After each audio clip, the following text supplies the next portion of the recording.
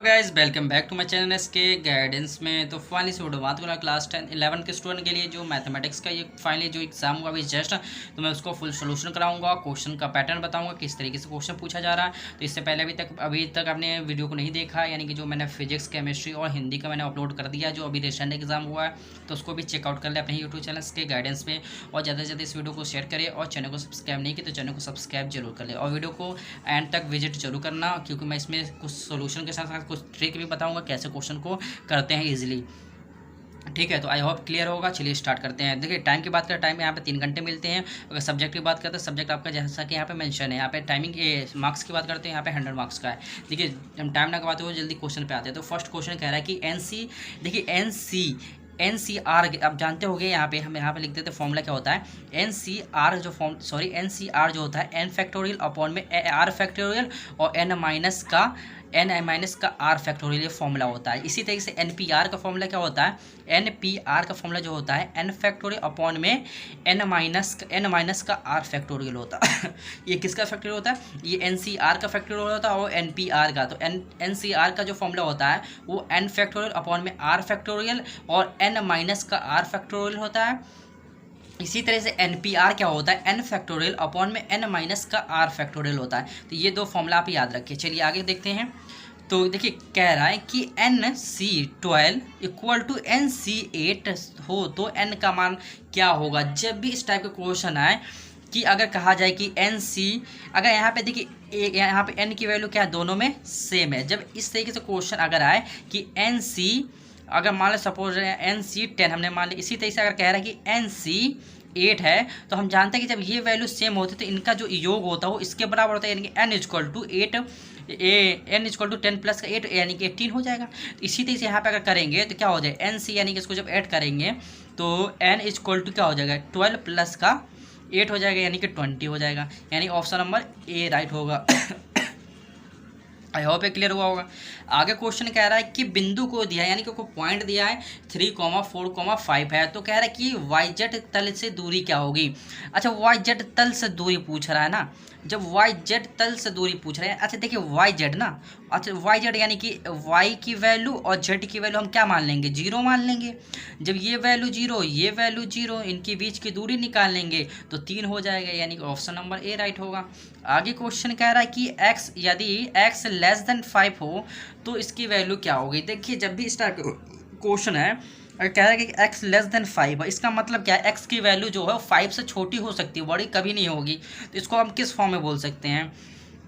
देखिए ये ऑप्शन तो कतई नहीं होगा, ये वाला ऑप्शन तो कतई नहीं होगा। क्यों नहीं होगा, क्योंकि उसके इक्वल भी दे रहा है, इसको इक्वल भी दे रहा है, तो ये तो कभी नहीं होगा। अब जो हमारा फाइनल आंसर होगा इसके इक्वल होगा। जो हमारा वैल्यू होगी वो x क्या हो जाएगा, x लेस देन यानी चलिए ऑप्शन नंबर ए राइट होगा। क्या हो जाएगा, यानी ऑप्शन नंबर सी राइट होगा। कैसे होगा, अब देखिए कैसे होगा मैं बता रहा हूँ। जिससे कि हमारे जो x की वैल्यू हमारे पास x लेस देन 5 है, ठीक है। अगर x लेस देन 5 है तो हमने इसमें माइनस से मल्टीप्लाई जब कराएंगे, तो माइनस से मल्टीप्लाई कराएंगे तो साइन ऑफ इनक्वलिटी क्या होती है, चेंज हो जाती है। जब इसे माइनस से मल्टीप्लाई करें तो माइनस x जो होगा वो ग्रेटर देन माइनस का 5 हो जाएगा, यानी कि ऑप्शन नंबर सी राइट होगा। इतना क्लियर है। आगे क्वेश्चन कह रहा है कि एक बिंदु जो है 1,2 पर केंद्रित एक बिंदु 4,6 से जाने वाली वृत्त का क्षेत्रफल क्या होगा। देखिए कुछ इस प्रकार का सर्कल होगा। अब इस प्रकार का सर्कल होगा तो वृत्त का केंद्र यहाँ पे हमने मान लिया कि दिया है 1.2 दिया है, केंद्रित है, और इसकी जो पॉइंट की बिंदु यानी 4,6 दिया है। तो जाने वाला वृत्त का क्षेत्रफल, वृत्त का क्षेत्रफल क्या होता है, हम जानते हैं फॉर्मूला पाई आर स्क्वायर होता है। जब पाई आर स्क्वायर होता है, इनकी बीच की दूरी तो हमारा रेडियस का काम करेगा, यानी कि आर का। तो इनकी बीच की दूरी अगर निकालते हैं थोड़ी देर के लिए, यहाँ पे इनके बीच की दूरी अगर निकालते हैं तो 1,2 इनमें से माइनस करेंगे, यानी कि 4 में से 1 जाएगा, 3 का स्क्वायर 9 हो जाएगा, प्लस का ये क्या हो जाएगा 6 में से 2 जाएगा तो 4 बचा, 4 का स्क्वायर क्या हो गया 16। अच्छा देखिए 9 और 16 कितना 25 का रूट ऑफ निकालेंगे तो 5 आ जाएगा, यानी कि जो हमारा आर की जो वैल्यू आई वो 5 आ गए। इसका स्क्वायर करेंगे तो 25 पाई हो जाएगा। देखिए आप लोग क्लास 11th में पहुंच चुके हैं, तो थोड़ा मैथ कैलकुलेशन है वो क्या करें, थोड़ा अपने कैलकुलेशन को फास्ट करें, ठीक है। चलिए आगे तो कह रहा है ऑब्जेक्टिव, आगे जो ऑब्जेक्टिव कह रहा है कि लिमिट जो है x टेंडिंग टू पाई है, तो कह रहा है कि साइन x अपॉन में x माइनस का पाई का मान क्या होगा। जब भी इस टाइप का क्वेश्चन हो, अगर नीचे 0/0, अगर अच्छे से देखिए अगर x टेंडिंग टू क्या है पाई है, तो यहाँ पर पाई की वैल्यू क्या, तो साइन पाई की तो वैल्यू 0 होती है। साइन पाई की तो वैल्यू 0 होती है। इसी तरीके अगर हमें x माइनस का पाई करें, अगर x की वैल्यू यहाँ पे डाल दें तो 0/0 फॉर्म बनता है। जब 0/0 फॉर्म बनेगा तो हम जानते हैं कि ये इनडिटर्मिनेट फॉर्म होती है, यानी कि अपरिभाषित फॉर्म होती है। जब भी इनडिटर्मिनेट फॉर्म बने तो आप कुछ नहीं, आंख बंद करके एल हॉस्पिटल लगा दें। मतलब क्या करें, डिफ्रेंशिएशन तो आप लोग जानते होंगे, अवकलन करना। तो साइन का अवकलन करेंगे तो cos x आ जाएगा। अपॉन में अगर इसका पाई के करेंगे तो पाई तो कांस्टेंट वैल्यू होती है तो उसकी 0 हो जाएगी। x को करेंगे तो 1 हो जाएगा, 1 से कोई वैल्यू मतलब नहीं। अब देखिए अगर हम पाई रखते हैं तो cos पाई की वैल्यू क्या होती है, -1 होती है, यानी ऑप्शन नंबर सी राइट होगा। इतना क्लियर है। चलिए आगे क्वेश्चन कह रहा है, आगे क्वेश्चन कह रहा है कि हल कीजिए। कुछ नहीं, हमें कुल मिला के थीटा की वैल्यू फाइंड करना है। तो साइन थीटा 1/√2 किसकी वैल्यू होती है, साइन 45 की होती है, तो थीटा की वैल्यू क्या होगी, 45 होगी। बस आगे कुछ नहीं कह रहा, तो इसकी प्रिंसिपल वैल्यू अगर आप निकाल सकते हैं, बस थीटा की वैल्यू आप निकाल दीजिए, बस कुछ नहीं। अब कह रहा है कि x माइनस का 1 कॉमा जो 2 माइनस का 1 कॉमा 4 कॉमा 5 का संरेख हो तो x की वैल्यू। देखिए जब भी इस टाइप के पॉइंट दिया हो, जैसे मान लेते x कॉमा माइनस का 1 दिया है, ये पॉइंट दिया है, मान लेते 2 कॉमा 1 दिया है, ये वाला पॉइंट मान लेते 4 कॉमा 5 दिया है। जो अगर कह रहा है कि ये क्या है, कॉन्करेंट लाइन है, तो कह रहा है कि x की वैल्यू क्या होगी। अच्छा ये बताइए, संरेख होगा तो इनके बीच का स्लोप और इनके बीच का स्लोप, मान लेते इनके बीच का स्लोप m1 है, इनके बीच की स्लोप m2 है, यानी कि इसके बीच का जो प्रवणता है वो m1 मान लिया, इसके बीच की जो प्रवणता है m2 मान लिया। तो हम जानते हैं अगर लाइन अगर संरेख है यानी कि कॉन्करेंट है तो स्लोप इक्वल होना चाहिए, यानी कि m1 इक्वल टू m2 होना चाहिए। और हम जानते हैं कि स्लोप कैसे निकालेंगे, यानी कि m1 की वैल्यू क्या है, y2 माइनस y1 अपॉन में x2 माइनस x1 से निकालेंगे एच टी। तो यहाँ से देखिए आपको, देखिए इन दोनों के बीच की वैल्यू तो x1 y1 x2 y2 की वैल्यू यहाँ पर रखेंगे। स्लोप m के मान निकालेंगे, इसी तरह से स्लोप m2 का मान निकाल लेंगे। अगर दोनों इक्वल आता है, जब दोनों इक्वल आता है तो यहाँ से x की वैल्यू एच टी निकाल सकते हैं। इतना क्लियर हो गया, नो डाउट। अब अगर एक तरीके से और भी कर सकते हैं, कैसे कर सकते हैं x का मान। अच्छा देखिए यहाँ पे देखिए इन दोनों का सम क्या हो गया कि इन दोनों का सम। अच्छा ये बताइए कि यहाँ पे ये y2 है, ये y1 है, अगर इन दोनों को हम ऐड करते हैं, जब ऐड करते तो हमारा जो आंसर आएगा वो क्या होगा, अगर जोड़ेंगे तो दोनों का 4 आएगा।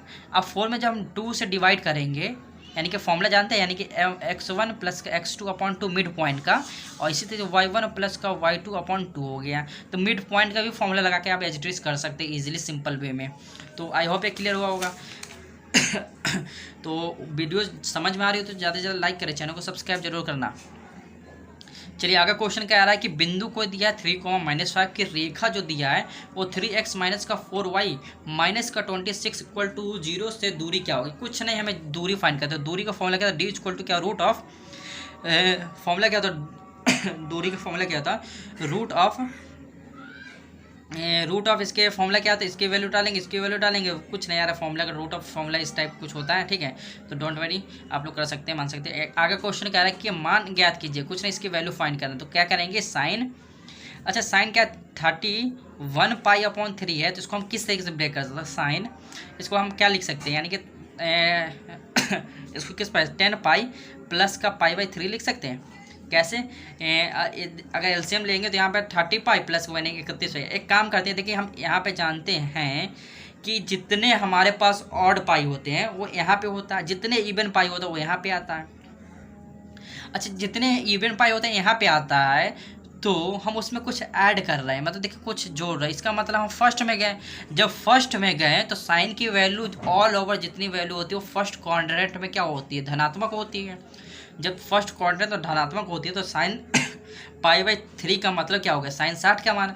जब साइन 60 के मान क्या होगा, रूट ऑफ 3/2 हो जाएगा, यानी कि ऑप्शन नंबर ये क्या हो जाएगा, यानी कि रूट ऑफ 3/2 हो जाएगी इस क्वेश्चन का आंसर। तो आई होप ये क्लियर हुआ होगा।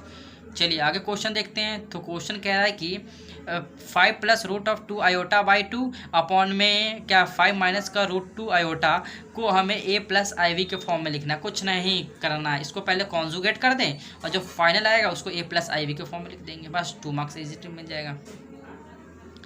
तो उम्मीद करते हैं समझ में। देखिए वृत्त का समीकरण ज्ञात करना जिसका केंद्र इतना है और जो कि इतने से होकर जाती है। अच्छा इस प्रकार कोई वृत्त रहा होगा, उसका सेंटर जो है 2, -1 रहा है, और जो वृत्त का जो है 3, 6 से होकर जा रही है, ठीक है। जब जा रही है तो कह रहे हैं इसका समीकरण, तो समीकरण क्या होता है, वृत्त का समीकरण कैसे निकालते हैं? तो वृत्त का समीकरण निकालने का जो फॉर्मूला होता है क्या होता है, एक्स माइनस एच का होल स्क्वायर होता है प्लस का वाई माइनस के का होल स्क्वायर होता है इक्वल टू आर स्क्वायर होता है। तो यहाँ पे इस समीकरण अगर ये फॉर्मूला लगाते हैं एक्स माइनस एच का होल स्क्वायर प्लस का वाई माइनस के का whole square equal to r square, तो हमें रेडियस तो पता होना चाहिए, सेंटर का पॉइंट तो मालूम है। जब सेंटर का पॉइंट हमें मालूम 2, -1, रेडियस नहीं पता है, तो इन दोनों के बीच की दूरी तो हमारा रेडियस का काम करेगी।